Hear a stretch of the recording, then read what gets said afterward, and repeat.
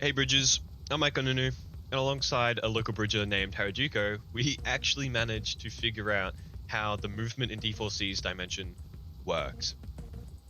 Okay, so just starting off, there are a few things that you kind of need to know before I can even begin explaining this, and that is that in the dimension, which is where I am now, that way is north, that way is south, then you have your east and your west. These will be very important later on, so make sure you remember them. We also created this image that you can use, which should hopefully remind you constantly. You can DM Harajuko or I to request it, or you can just take a screenshot. I don't care. But the most important things of note on the image itself are that you can use the signs actually to tell which way is which. What a terrible time to be recording, but you know, that's the north sign. Then you have your south sign, your east one, and then your west one. You remember those.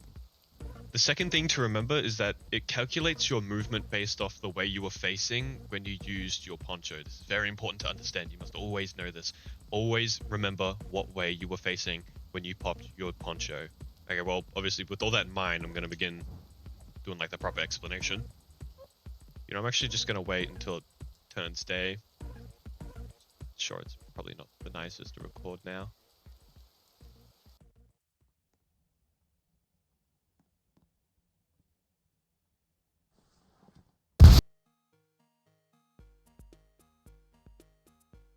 Okay, so now I'm just going to kind of verbally go everything that's stated in the image. Because I'm in a vast desert, I'm going to use my horse as like a landmark or a reference point. So as it is said in the image, running north in the dimension will cause you to go in the opposite of the direction you were facing. So my horse and I, we're both facing this way. We're going to pop our dimension and we're going to run north. North is this way. I can't really go that far. I'm getting attacked. Interesting. Enjoy. But as you can see, now I'm behind my horse because that's the opposite of the way I was facing. So continuing, running south in the dimension will cause you to go in the direction you were facing. Again, horse and I, both facing this way. Gonna go to my dimension. I'm gonna run this way, which is south.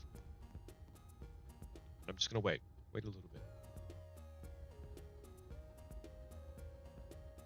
But as you can see, I am in front of my horse in the direction I was facing.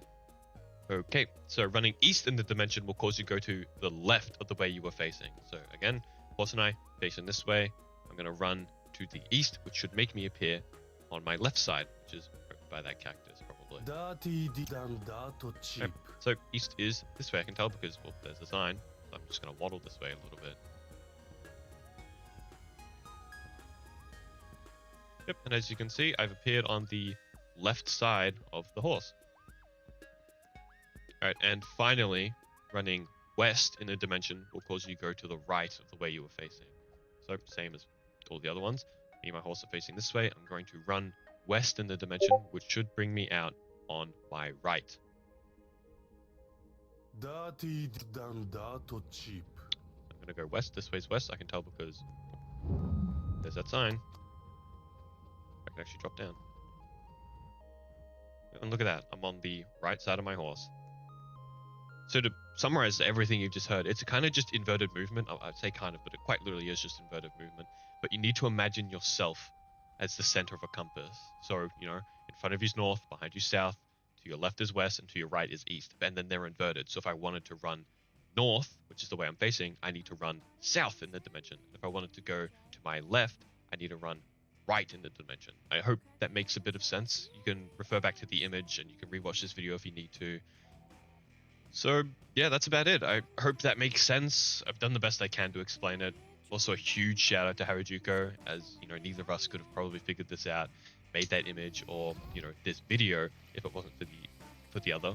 I also hope that other D4C users out there get just as much usage out of this information as Harajuko and I have. It is an actual blast being able to predict where people are running and then using your dimension to get right behind them without them knowing. It is actually really fun. But yeah, that's it. Thanks for watching.